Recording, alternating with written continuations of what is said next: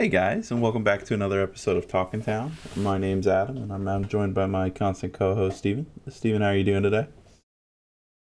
Hello, everyone. I'm doing well. Yeah, just chugging through now that regionals are over, and just kind of figuring out how to enjoy the rest of the set, and uh, prepping for set five where we can. Yeah, yeah. I'm sure it's kind of peaceful that since you've already got your bye and everything. Most of us are out here trying to sweat and trying to work our way up there, but maybe one day. Yeah. Well, this last weekend, you and I both played in a store showdown at our favorite Dragon's Lair, run by the Mr. Wonderful John. How'd your showdown go, Steven? Yeah, my showdown went pretty well. I ended up playing Boba 4 Yellow. Um, Decided I wanted to switch things up from Ray since I had played it for so long. Like I kind of touched on earlier, for me, that like kind of all the stakes are kind of over for this set. That's So fair. I'm just kind of trying to have fun and just kind of figure out what maybe I can keep playing for this set and see if there's just getting familiar with stuff now that might be playable for next set even. Um, well, yeah, just kind of doing that. I ended up making top four at the showdown. Mm. We played 5 rounds, I believe, right? Yeah, we So did. we played 5 rounds. I went X1 in Swiss. Um, I beat what did I? Oh gosh, what did I play? So uh, round one, I played against a Vader Yellow, Vader 4 Yellow. I won that 2-0. I was playing against a guy named Mark. It was his first mm, time playing in an event, really. yeah, So happy to see him there. It was a very great guy, yeah. great He's joy super to play. nice. I haven't Oh seen him yeah. in months from now or months, but he just I'm glad to see him come back as well. Him and I were both rocking Vader Yellow. So sorry to interrupt you. No, you're good. Round two, I played someone that we had mentioned before, Jeremy. Mm. I think we even mentioned his Han 4 Data Vault deck. That just kind of, man, it's sneaky, man. I ended up losing. I Right? that's the match that I lost in Swiss. I lost that 1-2. Yeah, it's just early deploy and being able to just play so many uh, cheap units effectively just kind of got to me. So he was able to finish me off there. Then round three, I played against Xander, who was playing Sabine Yellow. Hmm. I won that 2-0. Then I played Dylan in round four, who was playing Han 2 Data Vault. Okay. Why? You've got this look on your face. What? So four of your opponents so far, I also played that day. Oh, really? Okay.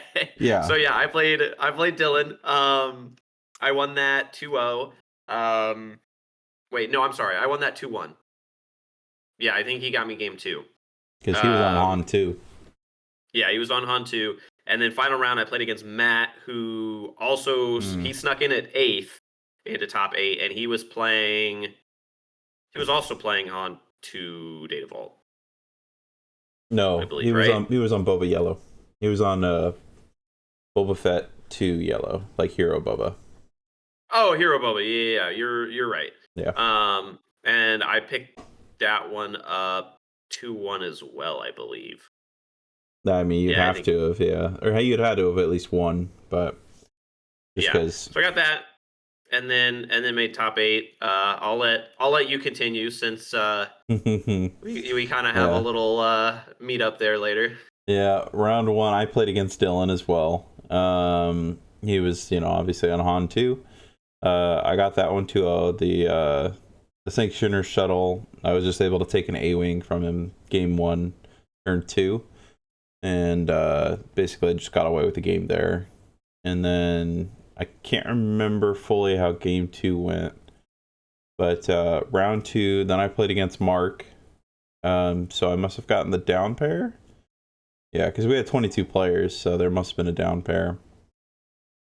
Vader yellow mirror, but it's if you're prepared in that mirror and you like if you have the P-38s, like the Bothan list that's been kind of very popular right now, it helps swing that matchup quite a bit.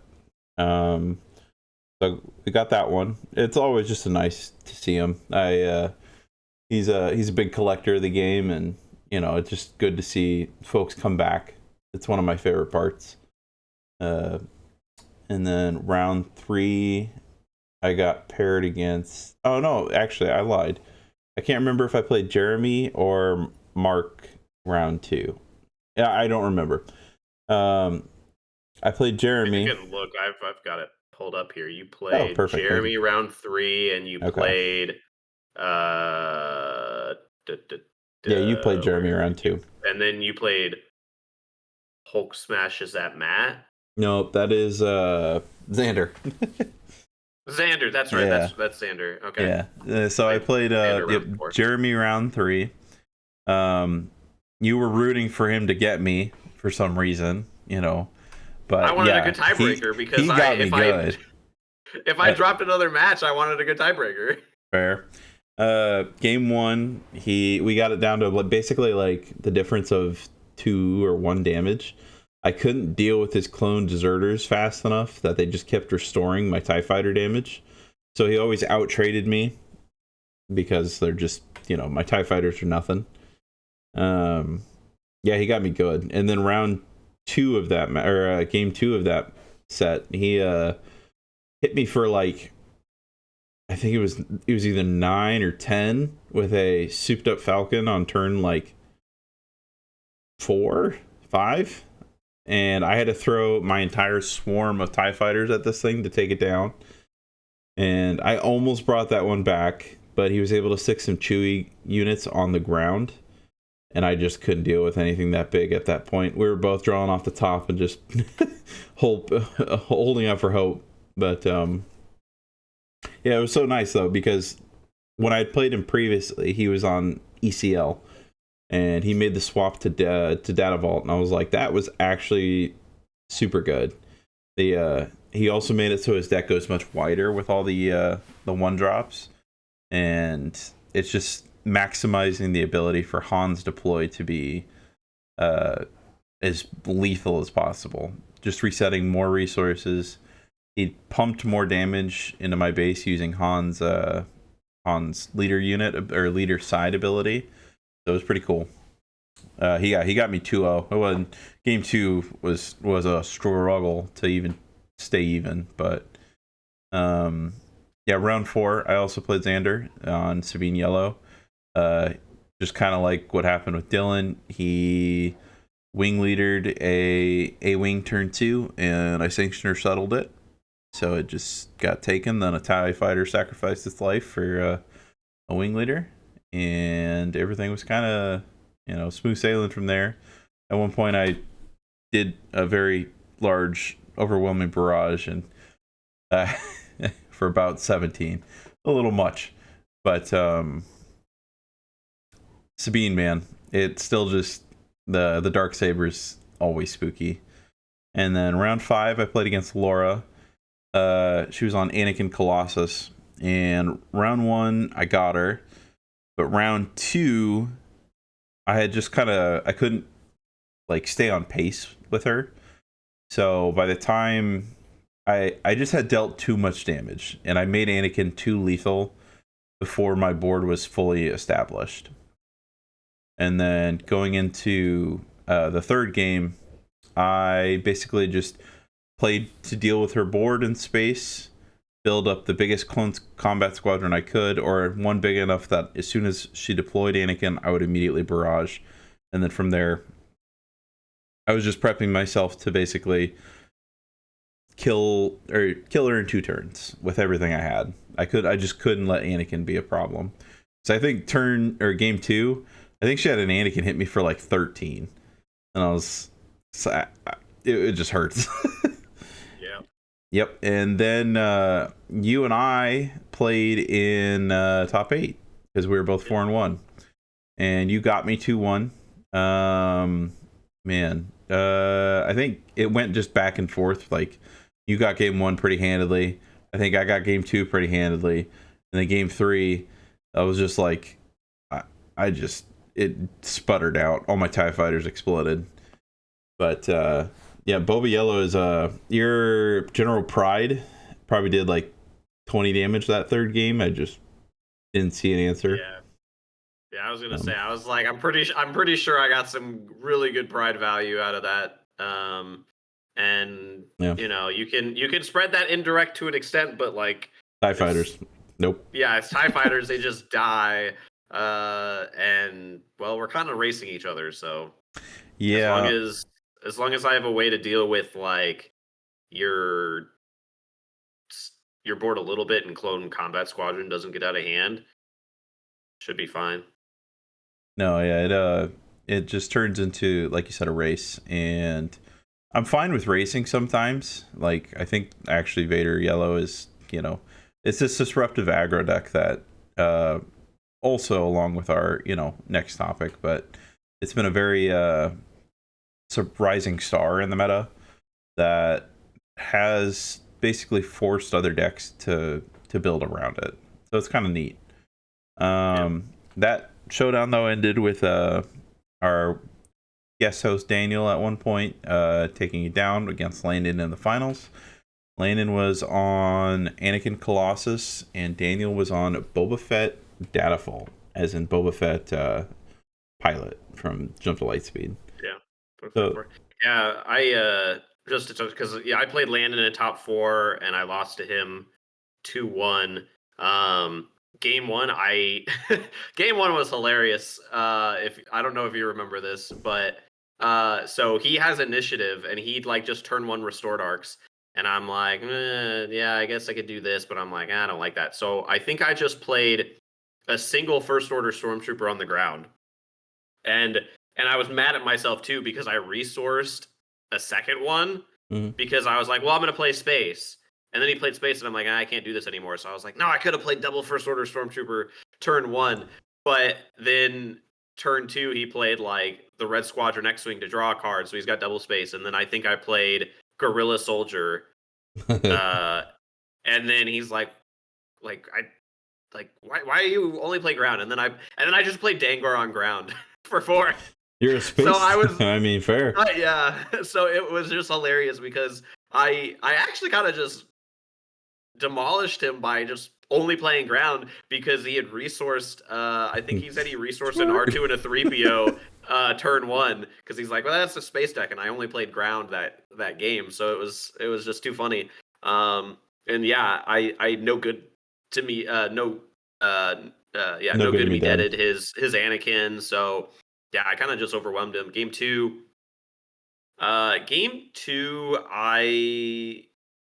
it was a close. I think it was a relatively close game. It was very much the opposite. He didn't really play anything space, but I was hitting him. His Anakin was going hard. I think he played a Poe on 5, and that really kind of messed me up to an extent. So I Oh, think I had like no good to Poe. I'm sorry. Poe on 5 is my current, like, this is yeah. awful. Like, Yeah, it's tough. Vader hates it, but Yeah. Uh so yeah, it was just the Poe made things awkward. I think I had to order things a little weirdly, and he was still like I had the out to the Poe, but like not an effective out to the Poe mm, because if memory serves, uh sure, I get to clear the Poe, but not before he smacks me for 6 plus whatever on attack abilities he wants to do. So I think he smacked for you for 8, and it's just like then yeah, he's gonna deploy Anakin, and that Anakin's probably gonna hit me for 6, right? yeah. So it's just a lot of damage. So he was able to finish me off game 2, and then game 3 I was really sad about because like I looked at my opening hand. I had a 2 drop, but I don't but uh uh I'm trying to remember. I had like a 2-drop, and I think I had like a 3-drop, but like my 2-drop was tie bomber, and I was like, I really do not want to play tie bomber against him in case he does have a 2-drop that just immediately trades into it. I wanted something Uh, else, so I mulliganed, and my hand was like, I'm pretty sure my hand was Devastator, double Fet's Fire Spray, Ruthless Raider, and then like droid missile platform and something else. I don't even, but like I had no turn one. Thankfully he didn't either, but it just didn't go well after that. So he was able to take it off of me. well, I mean, he had to fight through you and Daniel, or like that's a lot of.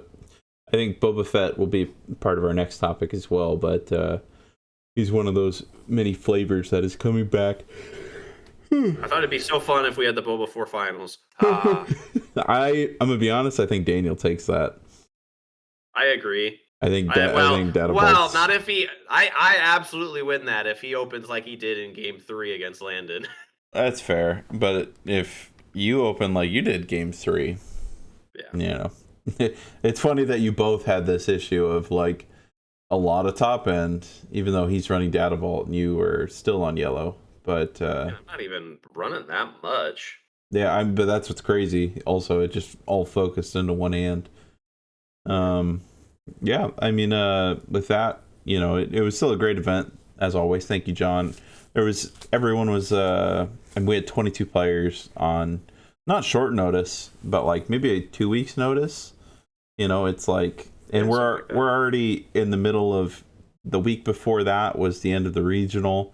We've got 2 PQs coming up in our local area this weekend, the 7th, and then one the following on the 14th. So it's like we're in the heart of like premiere season. So it's nice to see that people are still showing up and showing out for even if it's just a showdown. That's the biggest one we've had in a while. So yeah, we'll jump into the second topic, and basically, I mean, our showdown had very few unique leaders. You'd have to go back to look and see on Melee. I don't think we submitted lists, but I don't have lists, there but was. I mean, I don't think there was anything more than 3, and that was Anakin. I don't think there was more than 3 pairs, and I think most of them might have been different colors of each of them. Either way, the point is basically the diversity of the card pool right now is definitely in full swing. As of the last couple weeks and basically the beginning of the regional, we had started seeing basically more versions of Han hit the mainstream. And whereas far as we saw one Han 2 blue make the top 8. And since then, I think I've seen more Han 2 blue than I care to. Or Han 2 Data Vault, or Han 2 just standard green, or ECL. It's just everywhere. It's a great deck. Plays ahead on curve, but man, does it make me want to play Tarkin Town.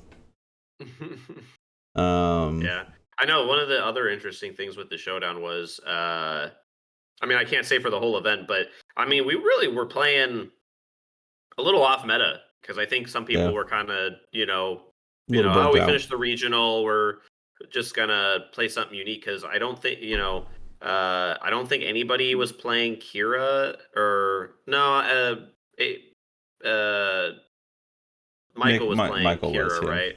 Okay, Mm-hmm. so we did have a Kira, but like there wasn't really uh much Ray. But I guess the point that I'm trying to get to is no top 8 deck from the regional Yeah. made top 8 at our showdown. So like it was weird. Yeah. People just weren't playing the you know The big hits. arguably best the big hitters. I don't know if we had any Han green, like set 1 Han greens. I don't know if, which is fine. But yeah, but that's what I think one of my favorite parts about this game, as in compared to others, is that events can run like this, where it's not just I my previous card game experience would say that top 8 would look like 5 of the most, or 8 of the most popular decks, usually about 4 of those spots being one deck specifically. And this is much more diverse. Yeah, but like we had said, Han 2 and Boba are 2 ones that have been and the ever loving spirit of Admiral Akbar coming out there and taking down a PQ. We're seeing like the information on SWU Competitive Hub, just like the list just keeps getting longer and longer, and the amount of decks that are making top 8, or the amount of leaders making top 8 just keeps expanding, and a lot of them are attributed to Data Vault, but also the meta is just so open. Even if you condense it down to that, there is still probably the 3 best decks are Kira, Sabine, and Han. I think there's things that'll take games off all 3 of those, and a lot of them, not just a few. So, it's interesting to see basically what that means, kind of moving forward. Though, you think we'll kind of see any shifts coming up? I think Boba is actually here to do more, but maybe I'm just, burned from you on Sunday. Yeah, I think Boba's coming a little bit back, but I think a lot of that sentiment was just people saw the popularity of Kira. Kira was kind of just declared the best deck of the format, and people are like, okay, well, I'm gonna play Boba then because Kira hates Boba. Yeah. And I don't think Boba Yellow at least, which I'm a little bit more familiar with than the Boba Data Vault, which does have certainly legs of its own, but it hasn't felt like the matchups against a lot of these other decks are that atrocious. I mean, for me, Sabine's can be very tricky. Sabine's very tricky. But it feels Yeah. like a lot of the sentiment of Sabine is it's the popularity of it has gone down a little bit, and I think part of that too is people in their heads were just like, oh, there's going to be a bunch of Sabine. I'm going to tech for Sabine, and the chip was on Sabine's shoulder because everyone was playing to beat the Sabine more so than anything else, and now it kind of feels like that's moved over to Kira. I I think that and Sabine's getting a little forgotten about again. I think that Sabine it's not getting super forgotten about. I think what's happening is that Kira is it's like so blanket matchup strong that Kira can win game 1 against a Sabine player, and it can win game 2 or game 3, and not just rely on like maybe losing out game 1 and then pulling it back. I think that like your average Kira into your average Sabine line is closer to like 55-45, but it might also, even if it's 50-50, the hard or the soft control deck is going to care about that more often than the aggro deck, because like so much more has to go right for Sabine, especially if Kira can get to that 7 resources, that 8 resources without like losing half their life. So it's such a brutal matchup when Sabine just gets answered to, and that happens a lot easier than you think. And it's a very, I don't know if the right word is pitiful, but like it's an unfun feeling when they go, like turn 1 Pershing with initiative, and then you play 1 unit and they go claim, and they go power the dark side.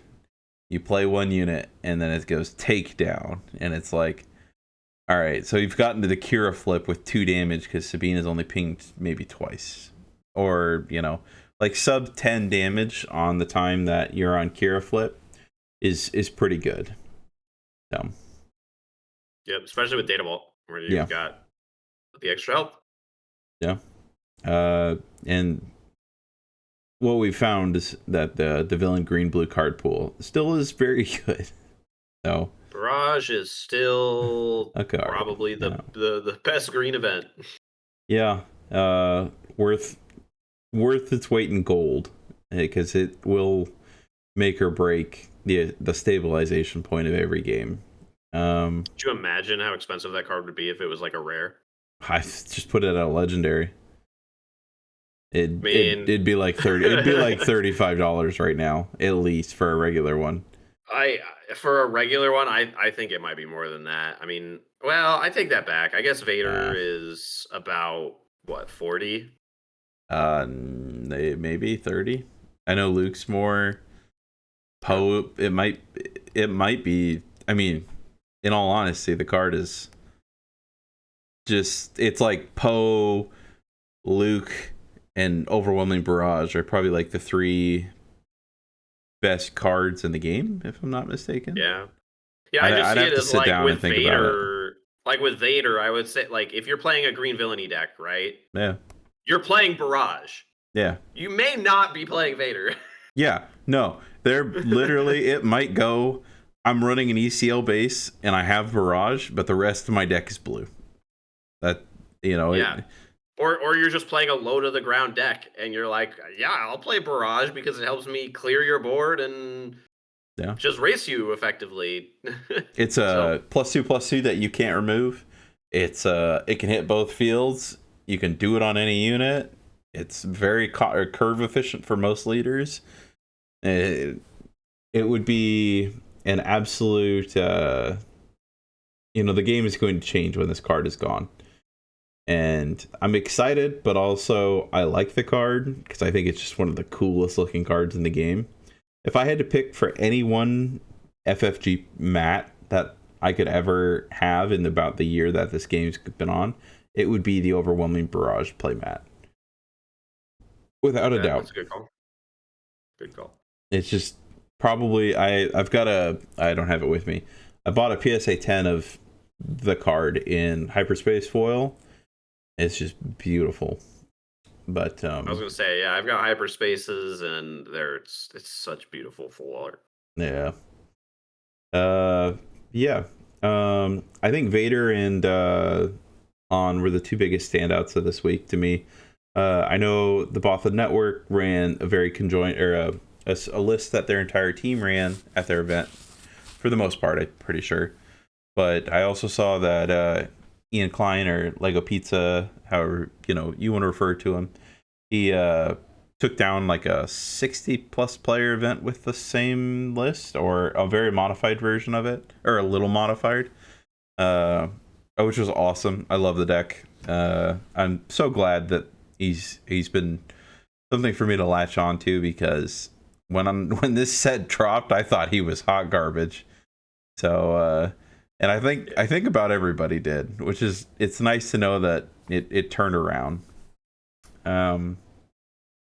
Yeah, I mean, if you keep just looking through the results, it's like, obviously you'll see your Rays, you'll see your Sabines. There's a lot of Kiras popping up on the competitive hub, and also in the mix of that is kind of various flavors of CAD. CAD is still a very good deck to be warned, or to be prepared for. I think the Ray Tran did he showcased the probably one of the highest levels of play I've seen with that deck ever. And just like, if someone discredits someone for getting second, it's kind of silly to me. But like, Oh, yeah. I know that in the finals it didn't look close, but watching his games and the parts of the bracket, it was just like, this dude is just like he knows this deck probably better than anyone I've ever seen. So that's something always to be prepared for, and might be something I play more if there's more Hans running around, just to stick it to the man. But yeah, I think that's a good way to wrap up at least what we're talking about right now with the PQ season. I know we've got two coming up soon. You're going to go to one of them, you said. I'm not going to be able to make it to either. You have any idea what you're planning on playing? Just quite yet? I'm still undecided on if I'm going because I can't make it to this weekend, so it'd be the 14th that I would go to. Yeah. And it kind of just depends on who else wants to go, because like I don't need to go, right? Yeah. again, my mentality is my I'd just be there to have fun, and I'm like, I don't know if I care enough to lose my Saturday. That's fair. uh, That's a lot of uh, 9 rounds of Swiss, or F7 rounds of Swiss, like plus the drive. It's like that. Yeah, that's exactly it. Like I have to get up early in the morning. I've already been to the PQ this set. I've been to the regional. I'd have to drive or I'd have to get a hotel, which I don't want to spend more money since I just Yeah, spent a bunch. I've got flights for Vegas now that I yeah, just paid for. So like, there's that. I am gonna have to pay. I'm gonna have the expense of set 5 coming out on top of that. yeah. I'm not to That's say that the hotel is like comparatively like that big of a chunk, but it's just like, it. it It's just it still, still feels bad. yeah, three, Um, four, $500, like 4 times. It's not cheap. yeah, It's gonna add up. and most people that I hear can't make it to the 14th, so that means I'd probably, I'd be doing it on my own, and Yeah. I'm like, so all that cost is gonna be directly out of my pocket. So like, you assume that a hotel would be anywhere from like $100 to $120, and instead of splitting that 3-4 ways, that's completely out of my pocket now. Yeah. And so I don't know. We'll see. It just depends how if there's any other interest, but I honestly I'd say it's probably only like a 45% chance I end up going Hmm. at the moment. That's Um, fair. but if I were to go, if I were to play, uh, I mean, right now I'm still playing around with the Boba Yellow. I just started putting together Hantu Blue, because Yeah. as you know, I'm a very I know you mentioned it earlier, but I love the red blue colors out of heroism. I know people give me grief for that since all I have played is Ray Tarkin Town, but Hey. I just kind of figured that I'd give Hantu Blue a try. I haven't Yeah. I hadn't played it at all in any of the sets, so I just kind of figured I'd get a feel for it, especially since their sentiment that it's going to be really really good even come next set. So get a little experience on it there, and yeah, I've been enjoying it a lot, outside of one little session today in a particular matchup, but that's okay. Yeah, it's been excellent. So that's probably what I'd play, just to maybe try and be Yeah. probably to try and be different. But who That's fair. knows? I could just decide on the day that you know what, I'm going there to have fun. We're just gonna stick with Ray. Hey, I But wouldn't blame you if you got like, it's that thing of like, is there a purpose? Like, you win it all. That would be awesome, but the buy is kind of like what most people are looking for out there, and you've already got it. So why yeah, spend like $100 between gas or registration and whatever food? But yeah, um, I think that's a good jumping off point because Han 2 is basically something that helps bridge us into this third subject because, man, oh man, does the fun not stop from Premiere, but Han 2 is also pretty good, and so far, all the testing we've done for Set 5, good old Ogdo Bogdo has ran me over about, I don't know, 4 times, playing Frogger on me, and just crushes me. If you don't have an answer to that thing, it just gets away with it'll kill every ground unit you ever do in love, and you have to figure out what to do. So, it's brutal because like it in Han 2 now, they exclusively, it seems, want to just play a 3-drop as opposed to a yeah, 2-drop. I mean, I know the current blue list anyways is only playing like Sabine as a 2-drop. It's the only one, yeah, but and only as a 2 of. So you're probably only trying to play 3-drops initially anyways, but like they're so much better in this scenario. And like you have the Ogdo. yeah. I mean, Phantom 2, Grogu. Grogu is like personally, I think Grogu is an even more disgusting play than Ogdo. Again, it'll depend on the matchup, but like if you're playing a little more mid-range and control matchup, Grogu is disgustingly good. because you just can't effectively trade into it at all. It's going to be dealing 2 to your turn 1 and going back to a 1/6. Like it's just so good for what feels like no reason. Um, Yeah. yeah, It's not just that. There's, it's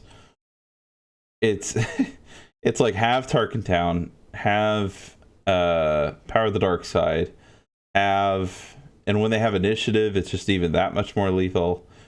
And there's not many units.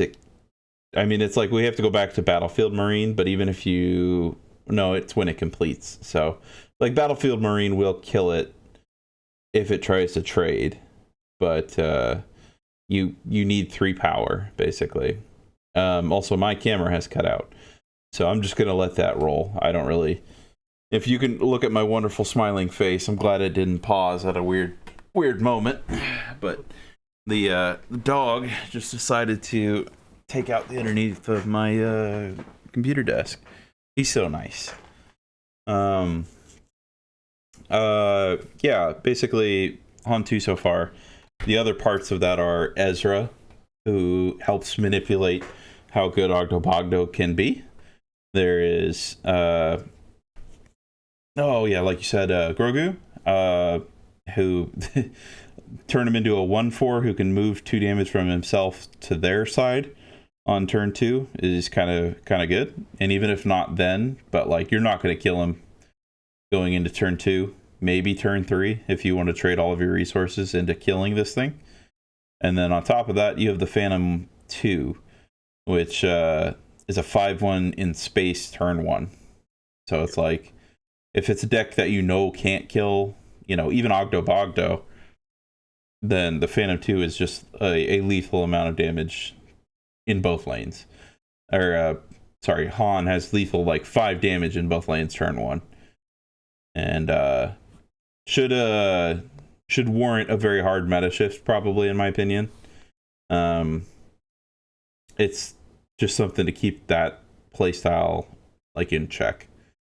So I guess we'll see what happens, but I think Han 2 in several colors will be one of the better decks in the format. I think just by what we've seen so far, which I think since as the last, what do we have, like 2 episodes ago is when we talked about the last set of spoilers. yeah. Okay. Yeah, we've had a few leaders, a few legendaries, no major shakeups, I think, since the last time we talked about them, unless I'm missing something. I mean, the main thing that we would have seen is because it was announced weekend of the regional qualifier would have been the Vader unit. Oh, that's Um, right. Yeah, never mind. I'm that's just Vader unit. So that was really the main one. I don't think anything else like major that just has just yeah. made people go like, oh, this is the best, the best card in the set, or this is gonna get played in every deck with under this color, right? I mean, Vader's kind of the main one. I mean, I think we got Snoke today as a leader, which I definitely think he seems solid enough. Yeah. Uh, And a little bit you more know, first order support came out yesterday. yep, So that's nice to see. I like the themes that they're doing are both one brand new one with, Knight, but then like an actual, like, I'm hoping that they print some more, wonderful. Oh, sorry. Some more wonderful first order support. yep, I think Vader is probably one of the best cards we've ever seen in the game. And yep. I don't know if I don't even think that's even remotely close to a hot take. I've been hit by this thing in blue yellow. I've been hit by this thing in blue green. I think if you're playing in any version of blue and a way to enable ambush with him, then you're kind of golden. He hurts. Yeah, I it's think I mean the absurdity of it is just the effect is just crazy, but not only that, it literally gives blue villainy just like an ideal 6 drop, which was their weak turn. yeah. And now you have this really strong, this just really, really strong card that is, uh, it's effectively a rival's fall, but you get a body. Is and yeah, you get this is the ultimate 2-for-1 card. You'll kill most things on your ambush, and you'll kill one thing 100% for sure. It And is, you'll stay with a unit, and and so yeah, you're probably 3-for-1ing. yeah. It's like you said. This is this card could have easily costed 7, and I think it'd still be very good. But the ability to ambush it with ECL is probably going to bring an entire archetype back from the grave. Like I could see Krennics, I could see Gars, I could see Hera going back to ECL. I could see uh, all of these things, and then maybe I'm proven completely wrong, and that playing Data Vault is still the better move, and still just running these things without the ambush feature. But like, holy man, is it brutal? Like into playing mid range or aggro decks into these things is like running your head into a cement wall, because Xian Flurry mixed with Vader is something else. For those who That don't know, the yeah, that's the one drop where you can just play a force unit. yeah, that's the yellow event. Cost 1. Play a force unit from your hand. It gains ambush, and any damage it takes this turn is reduced by 2. Oh, Uh, okay.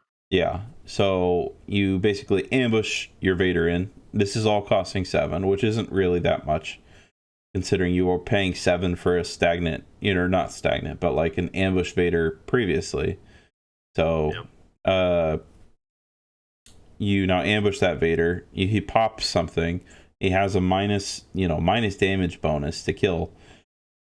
It's just it's a silly 2-card combo that can pop up out of nowhere, and the ability for him to kill leaders with that, destroy or defeat a unit with a shield. Same with space units is just I just hope that hero gets something just as cool. That's all, because that's a rough one, man. I know Even the other thing too that I had just thought about was like, I mean, obviously you think that it's gonna be in green, but like not only do you can play it with ECL, you can play it with Timely. Piet now also becomes scarier. Like yeah, Admiral Piet, you can play it with and give it ambush. So yeah. I mean, this is like you said, this is a good way to say it. Just has Rivals Fall cooked into the card, and effectively you're playing. That would be what 12 resources right there to play Vader and Rivals Fall, and excluding if you didn't. That's just yeah. I am sad that it kind of one shots leaders.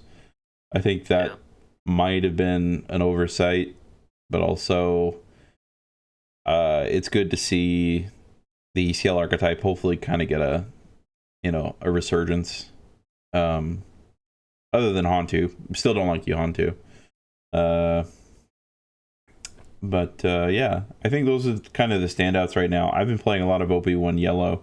You tried a little bit of Vader with the multiple force stacking base, right? yeah, I'm playing around with set 1 Vader with the rare green base where you just take an action of the forces with you. Um, Trying to play it kind of like an aggro deck. I'd love to be able to play that and hunt for a showcase and uh, you know, uh, I mean, maybe someone comes up with a list that becomes popular, but I thought to myself that maybe I could, surprise people going in. I definitely think it's. I need to see more cars out of the set because it is lacking Yeah. some elements.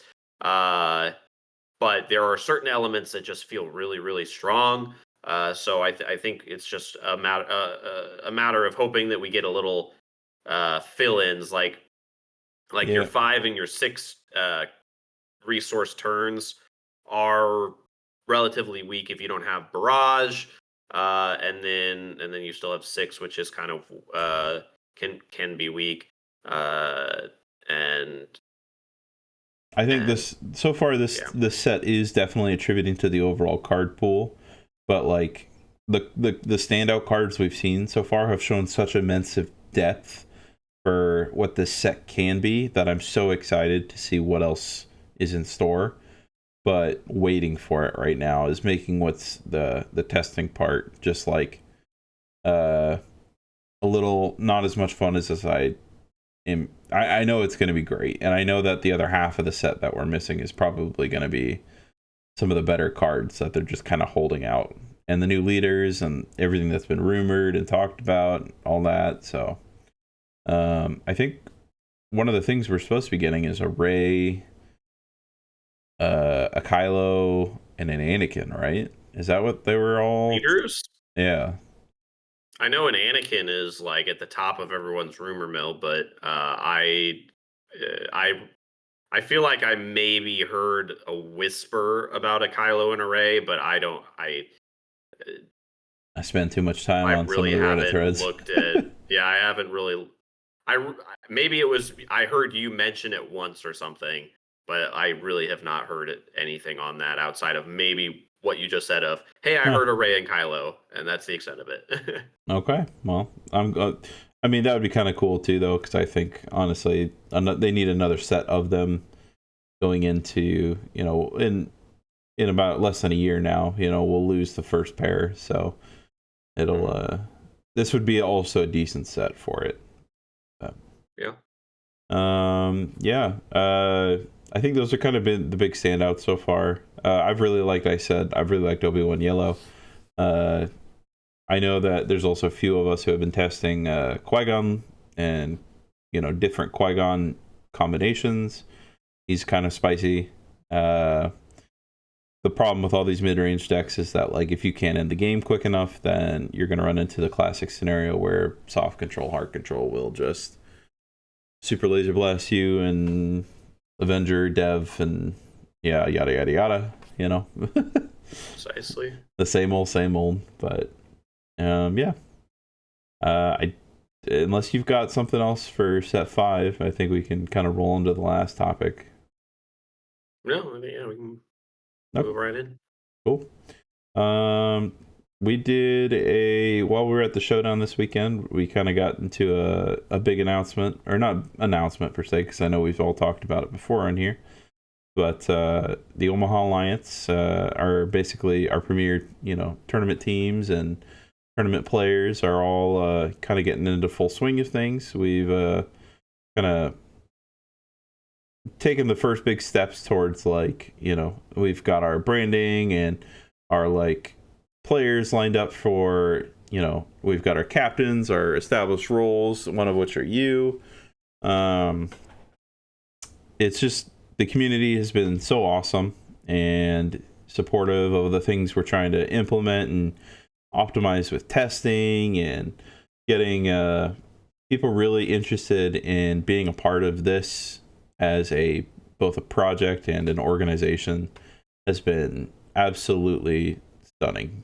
I can't be grateful enough to everybody who's been, like, contributing to this as something that we all wanted to start for each other, but for everyone who else would be looking to be more competitive. Yeah, I know Okay. I'm definitely looking forward to kind of do it a little bit more organized here. Um, I know we may have touched on it, I think, back at Denver, but I know, we kind of had initially started out with, a handful of people that were going to the Denver sector and really put in a lot of practice into prepping for that event. And, it ended up being very effective as Yeah. Daniel was able Yeah. to take the event down. So looking forward to uh, refocusing and settling down for that, since I mean, it felt like we were a lot more laid back in maybe some of our competitive testing, even going into regionals. I don't think we were as focused, but one of the side effects of that is the meta was so much more wide open Yeah. that it's harder to It prep for. it's one of those things with, like, how prevalent data vault is now, is that you can't beat everything. you can't prep for everything.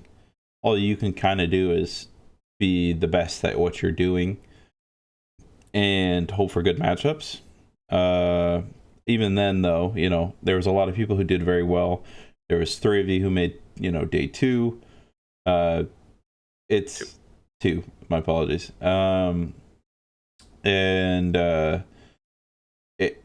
It's like these are the things that in it you're hoping for to see, but also like it's sometimes about baby steps.